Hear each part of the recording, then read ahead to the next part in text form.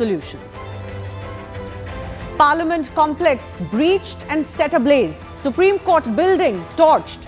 Unprecedented scenes continue to play out on the streets of Nepal for a second straight day. What started as a fallout of the Nepalese government's ban on more than 20 social media apps spiraled out of hands when the police resorted to use of force. The result? Complete mayhem. Fueled by anger over the death of 19+ youths, the protesters were up in arms today, forcing heads to roll one by one. The buck stopped with the Prime Minister KP Oli, who resigned earlier today, rejected and denounced. Those once in power are now rushing to flee the country.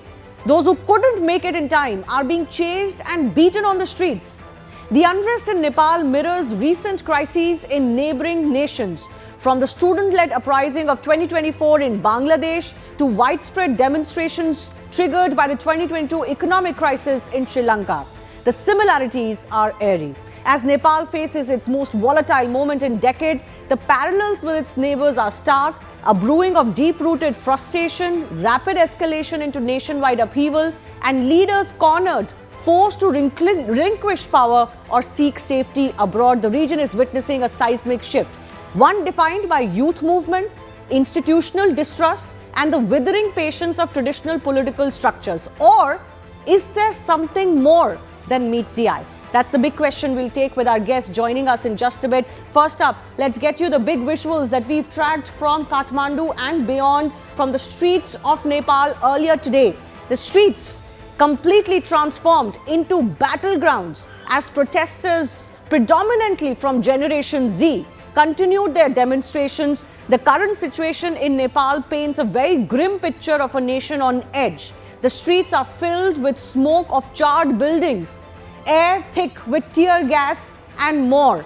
And the voices of a populace leading the change. There is no stopping the kind of anger that is being witnessed on the streets of Kathmandu and beyond against everyone. No one has been spared, whether part of the current government or not.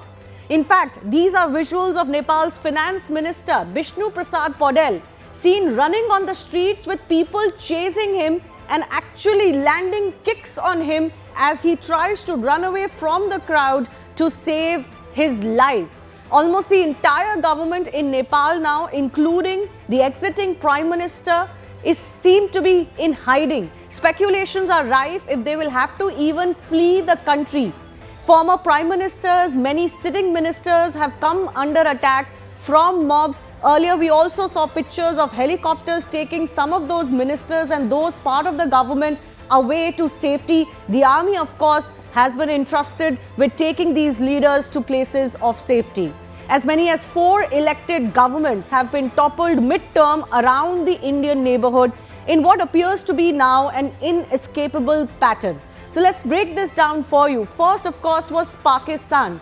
It witnessed a similar situation back in 2022, where former Prime Minister Imran Khan's ouster was forced through a no-confidence motion, the first time in Pakistan's history, in the backdrop of a prolonged military tiff and allegations of conspiracy, remember. He was also on a warpath with America at that time. The country descended into chaos with massive street protests and more. Sri Lanka then witnessed a similar situation, unprecedented scenes in July 2022 in the wake of nationwide demonstrations over spiraling economic crisis that led to the downfall of the Rajapaksa clan. 2 years later, and just last year, remember, it was the Hasina government that was toppled following what was labelled as a student protest over job quota in government ranks. But many feel now what followed next gave away the game. Is something similar at play? Now, of course, it is Nepal, again another country bordering India. Prime Minister Oli has been forced to step down amidst mounting concerns of corruption, triggered by a ban on social media sites as well. The visuals speak for themselves. In fact, from Sri Lanka to Bangladesh and Nepal, seats of power were attacked in very similar fashion. Parliament complexes in all of these 3 countries were breached by angry protesters at the peak or the crescendo of the protests. The manner of the protests is very similar, mind you, as if one is giving cue to the next, which is why it is forcing us to think whether something larger is at play, or is one movement fueling or becoming a template for the next. Not only were parliaments attacked, heads of country faced direct heat too. Their houses were vandalized or ransacked by the protesters in all three of these countries. We saw it happen with Rajapaksa's presidential home in Sri Lanka. Then, of course, those ugly visuals coming in from Hasina's residence in Dhaka just last year. While the whereabouts of KP Sharma Oli currently remain unclear, his private house also was attacked earlier today by protesters. It was torched in the middle of the day. It all leads us to question one thing. With Oli out and the army effectively in, at least for the interim, what is truly behind these protests? Is there something more than meets the eye? Is there a pattern that cannot be refuted? And what is the message to the larger subcontinent here, including India? How should we view what's happening in Nepal today and what happens next? That's coming up with our guests.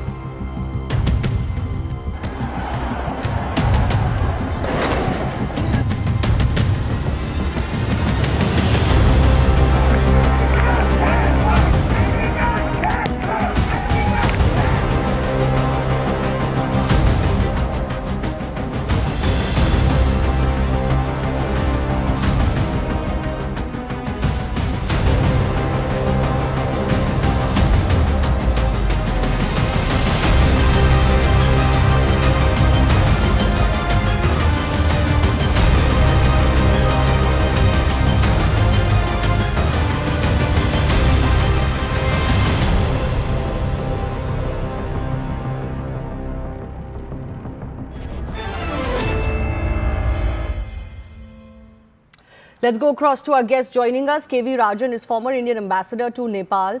Ajay Bhadra Khanal is research advisor of Center for Social Innovation and Foreign Policy, a think tank based in Nepal. And Dr. Pramod Jaiswal is research director at Nepal Institute International Cooperation Engagement, another body that functions very closely with the polity and the social issues in Nepal.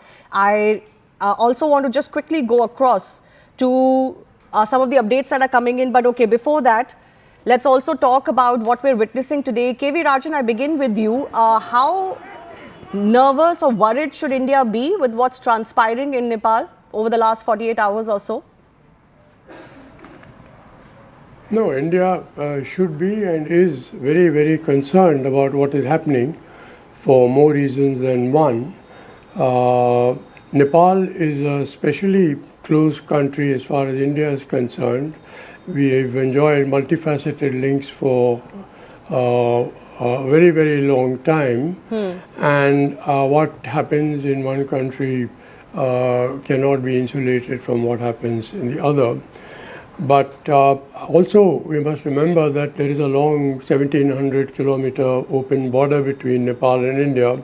And when there is political instability and violence and discontent, popular discontent of this kind, then there are third countries which are interested in using Nepalese territory for mischief against India. It has happened in the past and it might happen again unless we are very, very careful. So India is very worried, and let us not forget that what is happening in Nepal is a result of a very palpable sense of discontent and frustration which has been rising for many years. In fact, Nepal has been simmering for quite some time, and everyone who has been watching Nepal was wondering when it would boil over and how. You see, what has happened is that Nepal entered into transition. Everyone thought that when the Maoists were mainstreamed and the insurgency ended a few years ago, that there would be a new Nepal that was born. And when the Maoists embraced multi-party democracy, everyone, including India, thought that there would be an era of peace and prosperity in Nepal. Now, what has happened, unfortunately, is that those expectations have been belied, and there has been corruption on a massive scale, misgovernance on a very massive scale. Okay. And young people particularly felt that there was no future for them in Nepal. Yeah. So it is a very explosive mix, and India has to really be very, very watchful and very, very careful It's about an explosive mix, and that's an what interesting happens term next. that you used, because in that explosive mix, sometimes the actual intended issues can get sidestepped, and we can lose the way into as to how to get to actual fruitful or constructive changes that some of the protesters may be demanding. Is that the situation where Nepal has reached is also a big question. But let me highlight the fact that KP Sharma Oli, of course, resigned and handed over the interim governance, or at least the control, to the army, because that is clearly what is needed right now. This is a statement that has been released by the Ministry of Defense in Nepal. And it says that this movement has caused irreversible harm and deep sorrow to the people, and it is with a heavy heart that we extend our condolences to the bereaved families. We express heartfelt sympathy and solidarity. At the same time, we wish for the speedy recovery of the injured. The Nepali Army has always been committed to the protection and security of Nepal and the Nepali people. The Nepali Army has been playing a crucial role in safeguarding the defense and victory of Nepal and its people during this ongoing situation. So they are, of course, urging for some sort of peace. I'm not sure if that is really going to happen as easily as that. But Ajay Bhadra Khanal, I want to come to you. What do you make of the Nepalese army now, making this appeal, issuing this appeal, also a condolence message of sorts, something many people felt was missing in the messaging of the Oli government?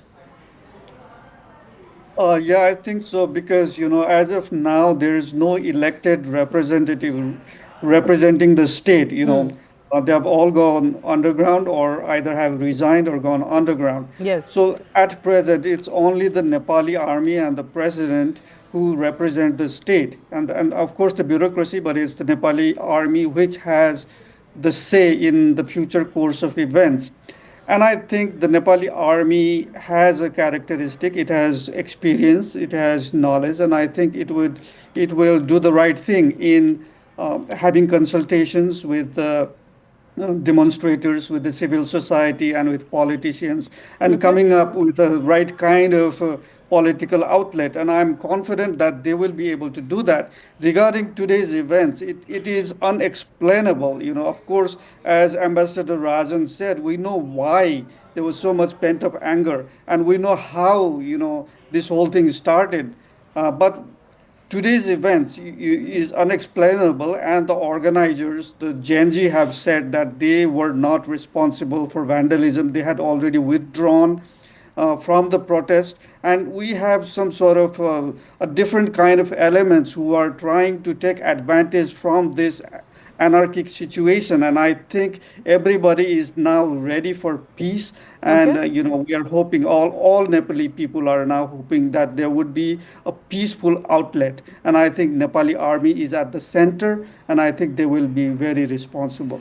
Dr. Pramod Jaiswal, this is exactly what happens more often than not when you have such sort of a large mass protest. It's very easy in most of these situations for antisocial elements to creep in, if that is what has happened in Nepal, and to steer the entire protest into a direction that it becomes completely uncontrollable.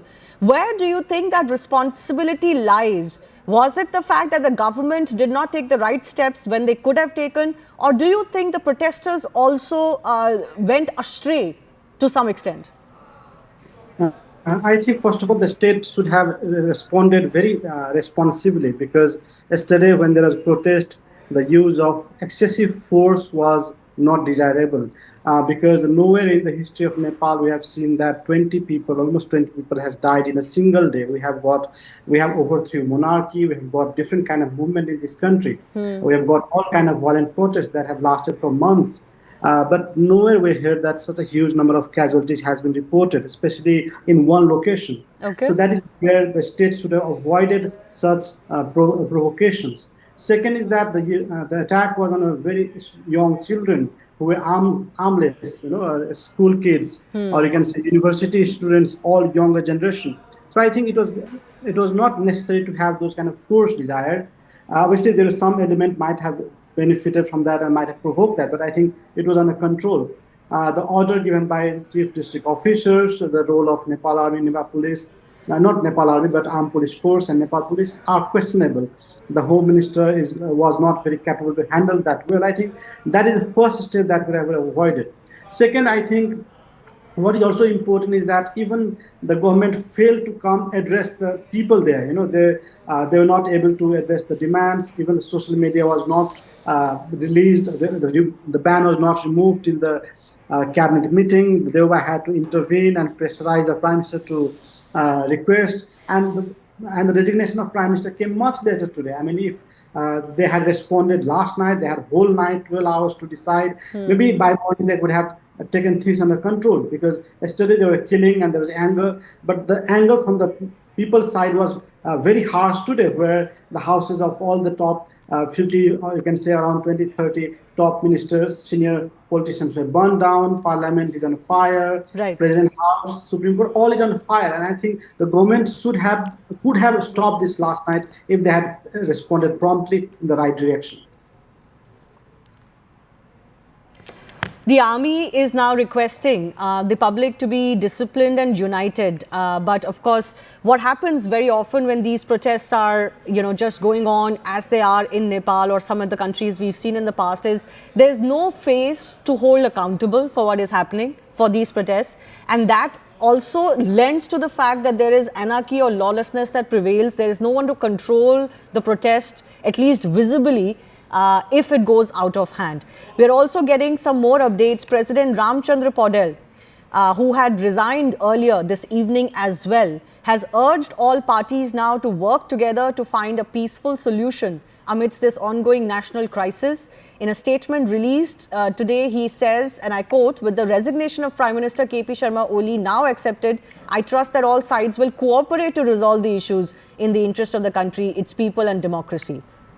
He's also said that demands of citizens can be addressed through democratic processes and appeal to the Gen Z protesters and all stakeholders to engage in dialogue and negotiations. But is that what is possible? Is that what the Gen Z protesters, quote unquote, are looking at? We in fact spoke to one of the protesters, Shiv Yadav. I want to go across to this conversation with him because he's really one of the representatives of the Gen Z protesters as we speak. What is in their mind? Let's try and figure this out. Shiv Yadav is joining us. He's one of the protesters. My first question to you, Shiv, are you satisfied with the Prime Minister's resignation? आप संतुष्ट हैं कि Prime Minister ने finally अब इस्तीफा दे दिया है? नहीं, प्राइम मिनिस्टर का रेजिग्नेशन भी होना चाहिए था। और हम लोग क्या चाह रहे हैं, यहाँ पर पब्लिक के अनुसार से सरकार गठन होना चाहिए। जो अंतरिम सरकार होगा वो सरकार पब्लिक बनाएंगे, आंदोलनकारी युवा सब बनाएंगे। और अंतरिम सरकार के बाद हम लोग चाह रहे हैं कि हम अपने नेतृत्व में निर्वाचन की मिति तय करके निर्वाचन में जाना चाह रहे हैं हम लोग। तो आप चाह रहे हैं ये जो जेन जी प्रोटेस्टर्स हैं, आप जैसे जो लोग हैं, वो जो इंटरिम गवर्नमेंट बने, आप उसका हिस्सा बनना चाहते हैं? हाँ, उसमें शामिल करके हमको अंतरिम गवर्नमेंट बना के हम लोग निर्वाचन में जाना चाहते हैं। तो आप अगला इलेक्शन लड़ेंगे, अगले इलेक्शन की तैयारी करेंगे? हाँ, इलेक्शन में तो हमारा युवा सब इलेक्शन लड़ेंगे। अब हम संविधान में भी कुछ परिवर्तन करना चाहते हैं और निर्वाचन जो एन है उसमें भी परिवर्तन करना चाहते हैं। और उस एन सब में परिवर्तन करके और इसके बाद इलेक्शन के डेट फाइनल करके हम सब युवा सब इलेक्शन में जाएंगे। So you are talking about making changes to the Constitution and the Election Commission. किस तरह के changes चाहते हैं आप? कॉन्स्टिट्यूशन में भी हम चेंज चाहते हैं और जो इलेक्शन कमीशन है उसमें भी हम चेंज चाहते हैं। हम लोग क्या चाहते हैं कि जो सांसद, जो मंत्री, जो अभी तक को प्रधानमंत्री जो है, जो 2 पटक 3 पटक 2 पटक से बेसी पटक जो मंत्री बन चुका है, प्रधानमंत्री बन चुका है, उसको हम इस बार के इलेक्शन में युवा बैंड करेंगे, वैसा हम एन लाना चाहते हैं। और युवा सबको, जो नया युवा है उसको निर्वाचन में लाना चाहते हैं और चुनाव में हम जोड़ना चाहते हैं। देयर आर सजेशंस एंड कुछ गवर्नमेंट की तरफ से भी बयान आए थे कि कुछ आउटसाइड फोर्सेस यहाँ पे काम कर रहे हैं, बाहरी तत्व कुछ हैं जिनकी वजह से ये सारा प्रोटेस्ट हो रहा है नेपाल में। नहीं, इसमें बाहर तत्वों का कोई हाथ नहीं है। ये जो नेपाल के युवा सब में जो एक फ्रस्ट्रेशन था, जो ये नेता लोग थे, वो बहुत लंबे समय से जो युवा सब में फ्रस्ट्रेशन, यहाँ रोजगार नहीं है, यहाँ पर कुछ ठीक व्यवस्था नहीं है, यहाँ पर कोई विकास नहीं है, उसका फ्रस्ट्रेशन से वजह से ये सब क्षति हो रहा है। अगर कल जो प्रोटेक्शन हुआ और युवा को जो गोली हाना गया सरकार को तरफ से, उसके लेकर ये आक्रोश आज ये दिख रहा है। बट सवाल तो उठ रहे हैं कि इस प्रोटेस्ट में जो इतना वायलेंस हुआ है, क्या वो सही है? क्या इतना वायलेंस के साथ प्रोटेस्ट होना चाहिए था? अभी हमने देखा है, इमेजेस आई हैं कि लीडर्स और उनके फैमिली मेंबर्स पे भी अटैक हुए हैं। नहीं, हम लोग वायलेंस के समर्थक नहीं है, लेकिन सरकार क्या किया, हमारे युवा सबको, जो जेनजी युवा सब है, उसको छाती और माथा में गोली ताक के मारा है और हमारे 600 लोग अभी हॉस्पिटल में भरना है, युवा सब। तो ये तो नहीं, अब गवर्नमेंट को तो ये नहीं करना चाहिए था ना, उसके लेकर ये प्रोटेस्ट को इस अवस्था सृजना हुआ है। Okay, Shiv Yadav, just stay with me. I also want to bring in our other guests right now. Ajay Bhadra Khanal, how do you look at this demand that the protesters are making, that whatever interim government is formed now should have representatives of the Gen Z? How feasible do you think that is?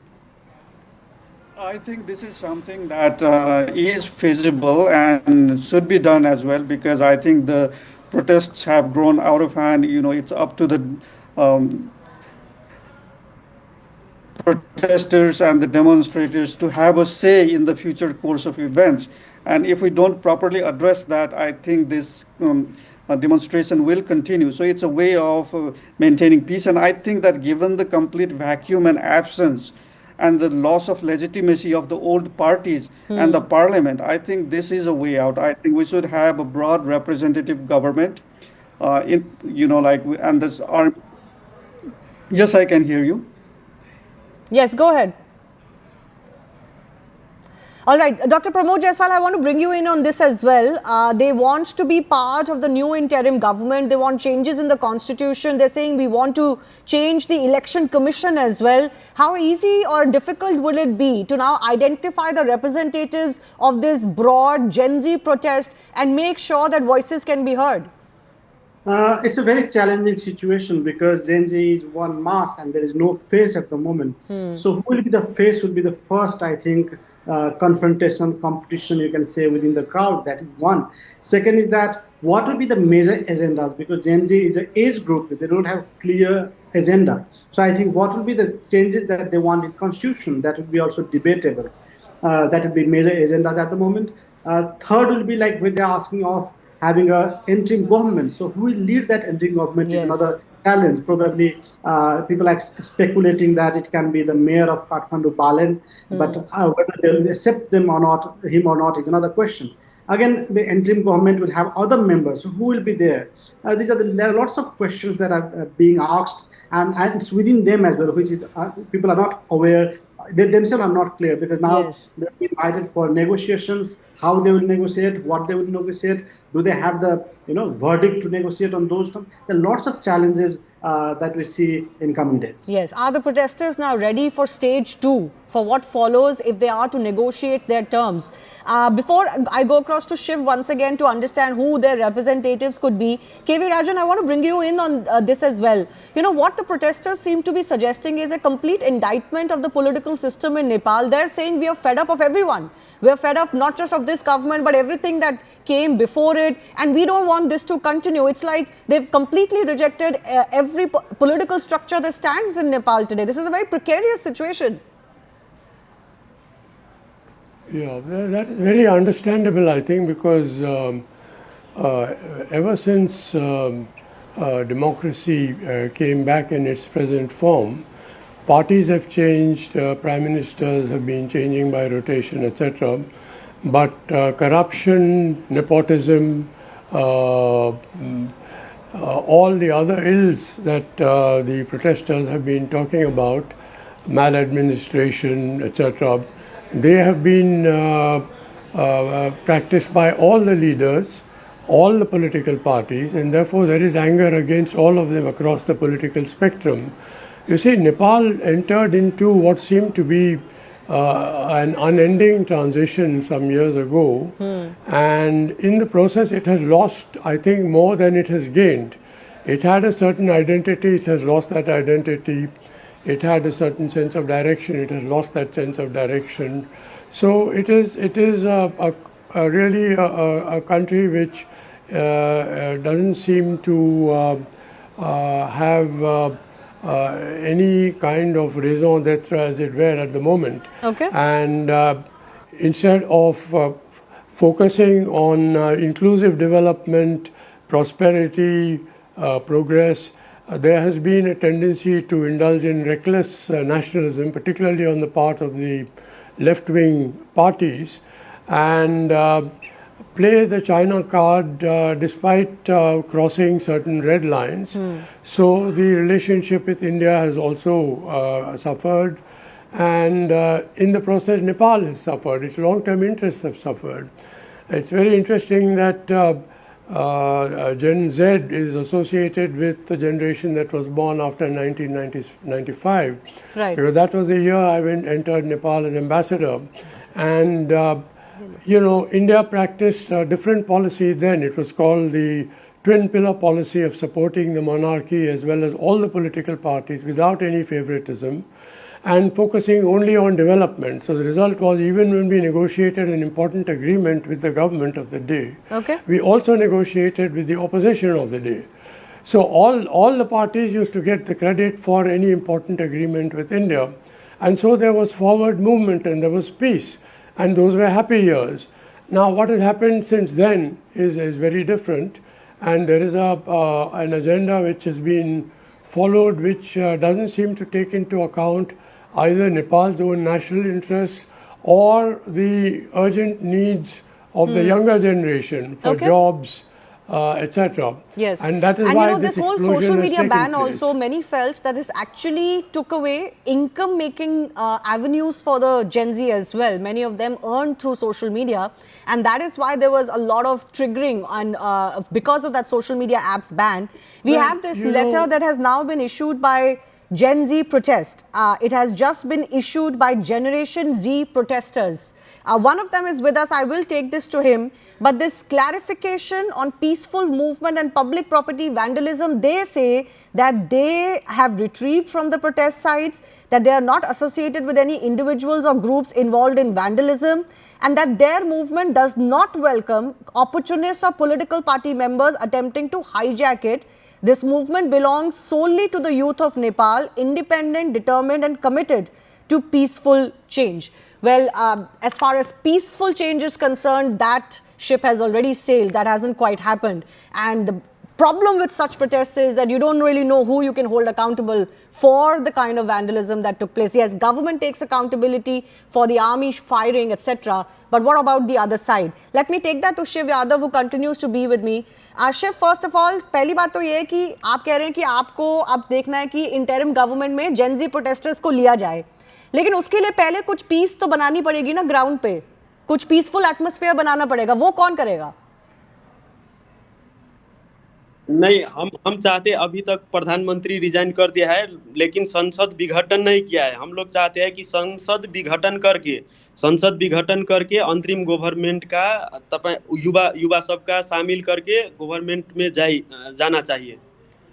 एक तरह से क्या बांग्लादेश से inspired है, जहां पे एक elected government को हटा के अनइलेक्टेड केयरटेकर्स बन गए थे गवर्नमेंट के? नहीं, हम लोग बांग्लादेश से भी हम लोग क्या चाह रहे हैं कि युवा सबके नेतृत्व में सरकार बने. युवा सबके नेतृत्व में जो ये लोग जो नॉनसेंस एन कानून बनाकर युवा सबको जो दुख दिया है, यहाँ पर स्वतंत्रता का हक जो हनन किया है, उसको हम सबसे पहले लोकतांत्रिक पद्धति में कायम करेंगे और उसके बाद हम इलेक्शन में जाएंगे। तो ये जो प्रोटेस्ट था, आप कानूनों की बात कर रहे हैं, ये प्रोटेस्ट इसलिए था कि ये जो सोशल मीडिया एप्स में बैन हुआ है, इसकी वजह से ये प्रोटेस्ट इतना भड़क गया? नहीं नहीं, ये सोशल मीडिया तो एक वो था, लेकिन ये फ्रस्ट्रेशन युवा सब में जो है ये बहुत लंबा समय से चल रहा था। ये प्रोटेक्शन ये कुछ दिन का नहीं, ये 10 साल से युवा सब रोड पर कुछ न कुछ फ्रस्ट्रेशन निकाल रहे हैं और ये उग्र रूप ये बहुत बहुत दिन से ये चल रहा है ये प्रोटेक्शन। बट आगे बढ़ने के लिए अब आपको कुछ अपील तो करनी पड़ेगी ना पीस की। ये जो लेटर अब इशू हुआ है वो एक अपनी तरफ है, लेकिन कोई पीस की अपील आप लोग करेंगे जेन जी प्रोटेस्टर्स? शांति के लिए सबसे पहले तो संसद विघटन करना चाहिए। ये सरकार को जो अभी रिजाइन किया है, अब ये संसद विघटन जब तक नहीं होगा तब तक ये आंदोलन रुकने वाला नहीं लग रहा है और अंतरिम गवर्नमेंट का जब तक तैयारी नहीं करेगा तब तक ये नेपाल में ये आंदोलन रुकने का संभावना नहीं है। तो आपको इंटरिम गवर्नमेंट में कौन लीड करेगा? आपने अपने लीडर्स चुने हैं अभी तक?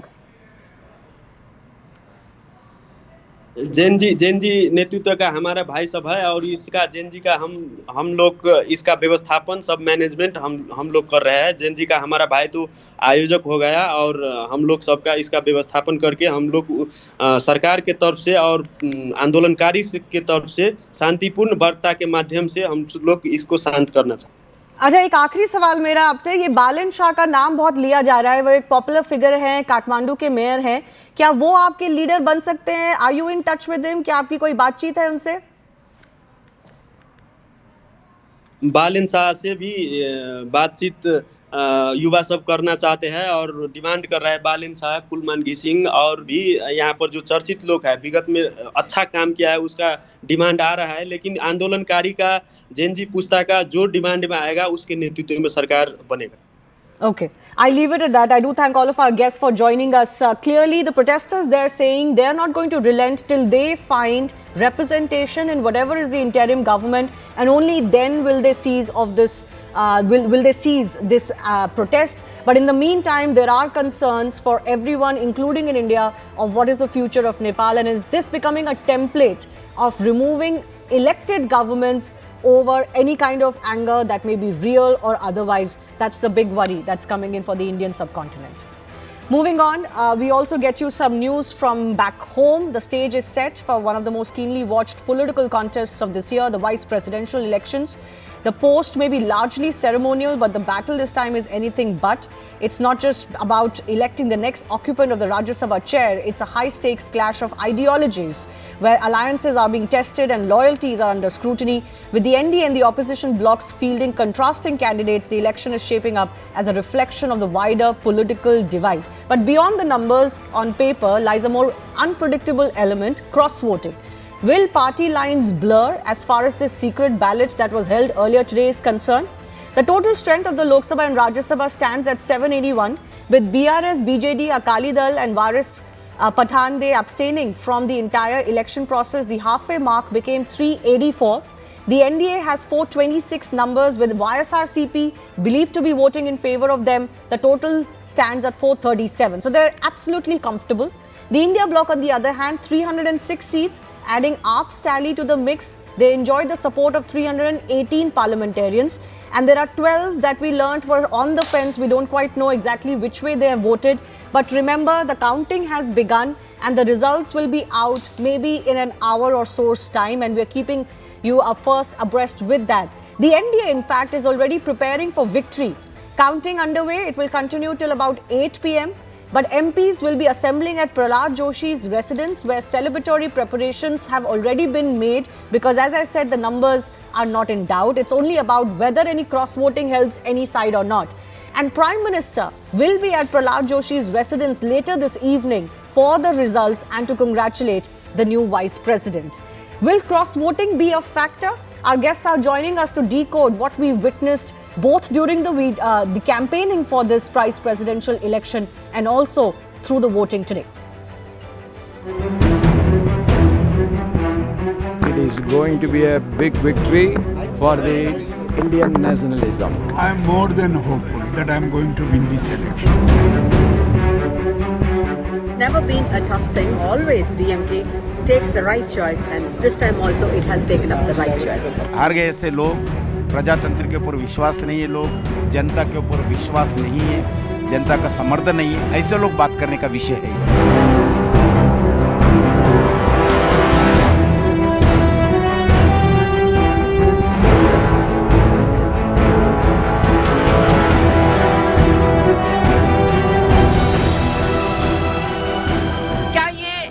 आइडियोलॉजी की लड़ाई है, आपके पास नंबर्स हैं नहीं। आपको कैसे पता? अब अगर आप आंकड़े देखें, आपको कैसे पता? अगर आप आंकड़े देखें, नहीं आपके तो ठीक है, लेकिन ये वोट तो अंतर आत्मा के उस पर पड़ता है।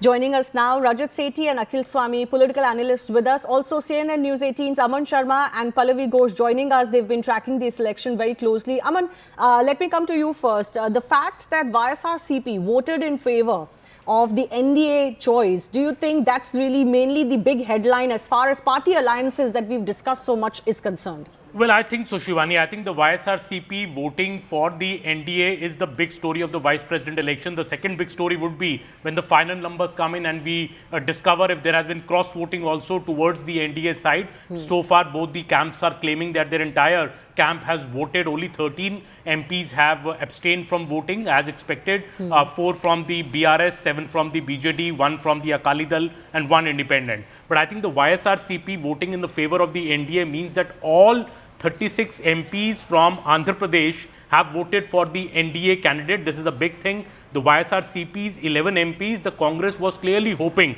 that, they will come towards the INDI camp. But the YSRCP making it very, very clear that they had promised to the NDA even before the opposition candidate was announced that they will back the NDA. They believe it should be unanimous choice. They also believe voting should happen, and that is why they are not abstaining. Congress launching this big attack on the YSRCP early today morning, saying that Jagan Mohan Reddy has done a betrayal of the entire, of the entire country. Him by voting for the NDA, he is scared of the CBI. To which a senior Rajya Sabha MP of the YSRCP has told us very clearly that these CBI cases on Jagan Mohan Reddy were in fact foisted during the Congress rule. Jagan Mohan Reddy is not a spineless person, and he will fight these cases as he has been fighting them for the last 14 years. But they believe that they are voting in national interest, and that is why they are voting for the NDA. Well, battle of ideologies, national interest, inner conscious, soul of the country. A lot of nice, lofty terms have been thrown around as far as this election is concerned. But Pallavi, taking from what Aman has just said, given that the YSRCP did not change their vote and voted in favor of the NDA choice, how happy is the opposition with how this election panned out?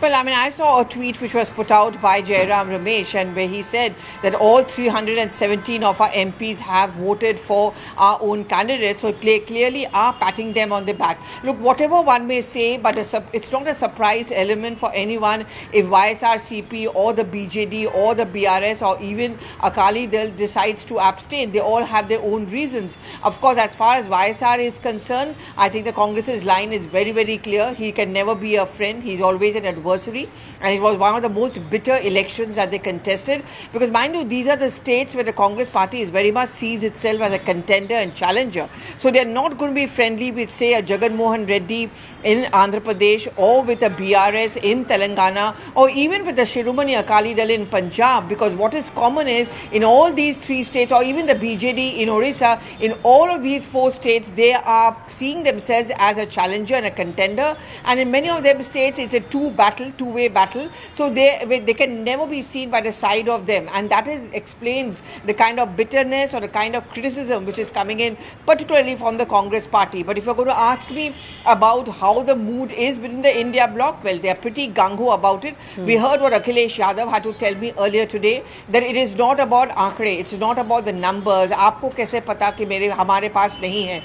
The point is that they have pitched it as a battle for ideology, something to protect the constitution. constitution, something to protect the democracy. So in a defeat also they're going to see a sense of win. And look at the responses which are coming in from the Congress leaders, that all those who did not vote for Mr. Sudershan Reddy actually voted for a regime. They voted for a candidate who's one, going to be not non-partisan, and second, who himself has been divisive in nature. He represents an ideology which is backed by an ideology which is divisive and anti-constitutional. So even in that defeat, I think the India bloc is going to position itself as a win, and a win of ideology.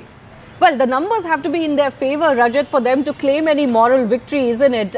They've claimed so as far as 2024 election results are concerned, but there was an uptick in the numbers. But if there is no numbers and instead there is cross-voting on the other side, then surely this will be a moral defeat, what has been projected as a battle of ideologies. You know, the state of affairs of the India alliance is too clever by half. You know, their entire choice of having Justice Reddy as their candidate was so that they can let cat among the pigeons and split the Telugu votes and possibly get all the Telugu votes. They started off with the defeat in the Telangana land itself. In Andhra Pradesh itself, the entirety of members of parliament have gone into one direction, which is against Justice Reddy. So, I mean, you know, this is how ill-prepared Congress is when it comes to, you know, either making a political point or even going out and putting up a fight in order to win an election. So the entire calculation, the amount of effort that is put in, your leader of opposition is out of country just a couple of days before the actual polling is to happen. And then even during that exercise, has there been a genuine appeal to fellow members of the India Alliance? I don't see that. I did not see him reaching out to say Uddhav Thackeray, not just over a phone call, but physically going out and making that outreach and trying to massage their egos and ensure that they all come on board. And right now, I think the biggest story that we will hear, we might not come to know, but it will be from Maharashtra. So many members of parliament might just switch sides during the polling and might cross vote, keeping that broader conscience in mind and trying to go ahead and cross vote. My problem is, you know, in the run-up to this election, Mallikarjun Kharge ji and Pawan Khera and other spokespersons of the Congress party consistently said that Prime Minister Modi barely has 5-6 months left, and he's going to, you know, either the government will fall or he'll resign. Now, when you're making such broad claims, you had one opportunity to actually, you know, go out and prove your point that yes, there are internal issues within the NDA, and you missed that bus entirely. Now, who is going to trust your broad claims when you come out on television and say that 5-6 mahine ki baat hai? It doesn't cut ice like this. Okay. You need to be seen to be fighting and clearly winning certain battles before you go out and make such tall claims as to Prime Minister leaving his chair. Yeah, some believe this could have been an opportunity for the opposition to kind of show some proof that there is some problem within the NDA. Whether they managed to do so or not remains to be seen. It doesn't look so on the face of it. But Akhil Swami, the criticism that is coming in, as Rajat Sethi also espoused, is that even before this battle was fought, like today when the voting took place, the India bloc kind of lost the battle by not being able to convince some of the parties who should have been on the fence, either abstained or voted in their favor, YSRCP being one of those examples. For them to be voting with the BJP or the NDA is a first of its sorts. So did the India bloc lose the plot even before the voting began? Shivani, all of you are counting number of parliaments on that side or this side. See, I am more concerned as to whether these member of parliaments who are voting today are genuinely elected, and they have been elected by vote chori. See, after the allegations made by Rahul Gandhi, the Chunav Ayog and the Election Commission should have clarified constituency-wise and clarified whether rigging was made and the electoral rolls were manipulated. Number one. So they have Number clarified. Akhil Swami, I don't know what your point is, because the Election Commission has already clarified, saying the elections are free and fair.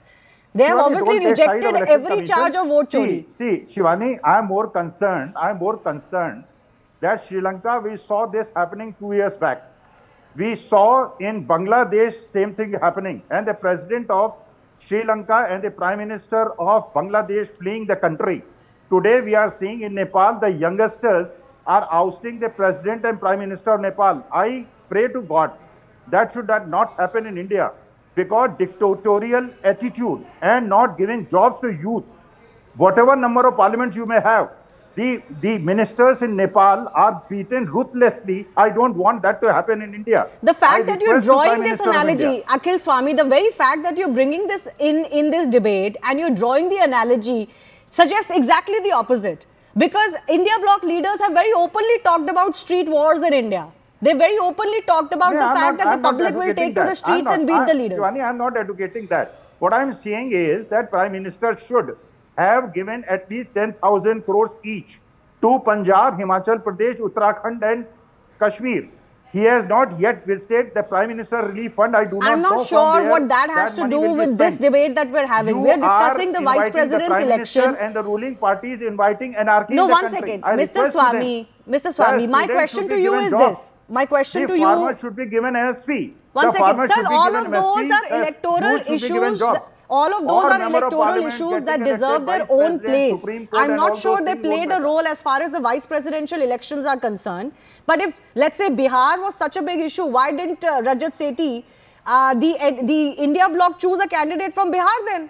Precisely. They should have chosen a candidate from Bihar saying he's our face of the agitation against the electoral rolls. Or they could have gone ahead and said that these are Chori MPs. Your name is not Rajat. So please pause. Yes, Rajat, very quickly, then I'll come back to you, sir. Yes. Simple point here is, if they wanted to prove a point, they had 2 or 3 opportunities in the past. You know, when public will hit the street, only when, you know, there is undeniable evidences around vote chori, which Mr. Rahul Gandhi has not presented till date. In fact, the last interaction that happened was when Election Commission said, come in, file an affidavit, sign on it and file an affidavit, and he ran away. That is what Indian people have seen so far. Okay, now coming to this election, why did, if these members of parliament are Chori ke MPs, why did they not go out and Congress party boycott this elections? Boycott karna chahiye tha, ghar pe baiठte. Why come in over there and waste everybody's time? And Mallikarjun Kharge, with all his joy, he's walking over and trying and vote. Who is he fooling? Does he feel that he's trying to hold Gadkari ji's hand and Gadkari ji himself is a Chori ka MP?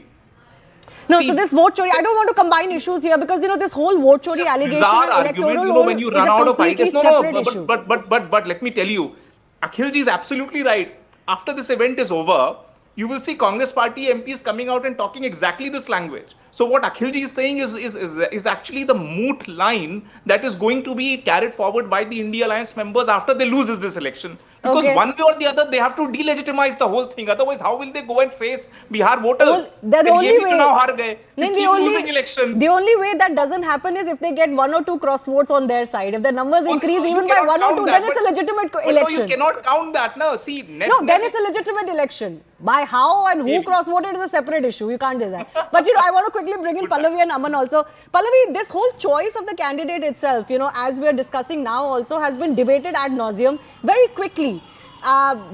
Is there any feeling within the India bloc that maybe they could have thrown a better surprise in terms of the choice of the candidate? No, I think they are absolutely convinced that Mr. Sudershan Reddy is the right choice, and even as we speak, he's of course gone across to meet the Congress President, Mr. Mallikarjun Kharge. Usually the India bloc has been very divided, Shivani, whenever it comes to taking a decision or making a decision rather, but in this case there was a complete sense of unanimity. Now he was, if you remember, ticks the right boxes according to all the India bloc leaders. Yes, there were different points of view. Many within the India bloc felt that perhaps we should choose someone from Tamil Nadu and so on and so forth. But over here, the reason why they felt Mr. Reddy ticks the right boxes is one, he was very much on that OBC committee or the census committee, caste census committee of Telangana, and that is where they felt that he is good that way. He's also been a former jurist on many landmark, according to them, constitutional civil liberties cases. Right. So they felt that this was the best calling card of Mr. Sudershan Reddy when it comes to countering the NDA and accuse them of being anti-constitution. Yes, and you know what is the big theme for the opposition, Aman, is OBC reservation. It's youth, for example, it's vote chori, focus a lot on Bihar and these things. And many feel that maybe if that was what the focus needed to be, the candidate should have reflected that choice. Because yes, these elections are for the VP and ceremonial and they're not going to really make a difference in terms of electoral campaigning, but it's the messaging, isn't it? Well, I think the India bloc missed a trick here. As you correctly say, I think they should have gone for a candidate from the heartland, maybe from Bihar, the state going to polls next, because going for Mr. Reddy, who belongs to undivided Andhra Pradesh, who was born there, you have not been able to get even the YSRCP on board. You've not been able to get the BRS to vote for you. BRS has also, abstained from voting. So what did you really gain? The Telugu pride, which I think the opposition also had an idea about, has, I think, failed here. On the other hand, look at the NDA bloc. Getting a Tamilian in him contesting for as your NDA nominee, Mr. Radhakrishnan, you have put the DMK in a spot. Today I spoke to Mr. Thamba Reddy of the AIDMK, and he was very clear that, the DMK is against Tamils because you are out to defeat a Tamil candidate in these elections. Somebody who won from Coimbatore twice, the only BJP candidate who won twice from Coimbatore. So when Coimbatore could vote for him, why is the DMK opposing him? This may be a factor for the NDA in upcoming Tamil Nadu elections as well. The numbers are awaited. Akhil Swami, I have 30 seconds, sir. If the numbers are convincingly in the favor of the NDA candidate, including cross-voting that many are suspecting would happen, will the opposition delegitimize these elections, or do you think that is not something that the India bloc should do?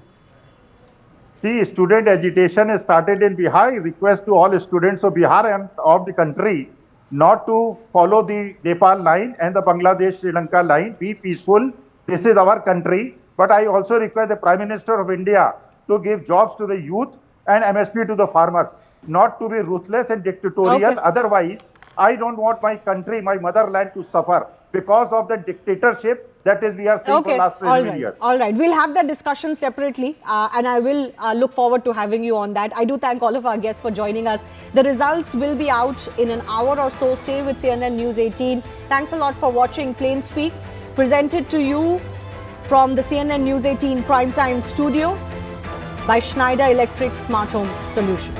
Thanks a lot for watching.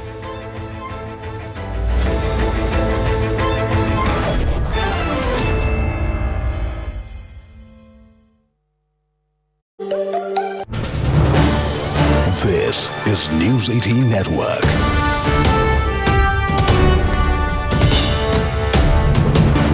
India's largest news network.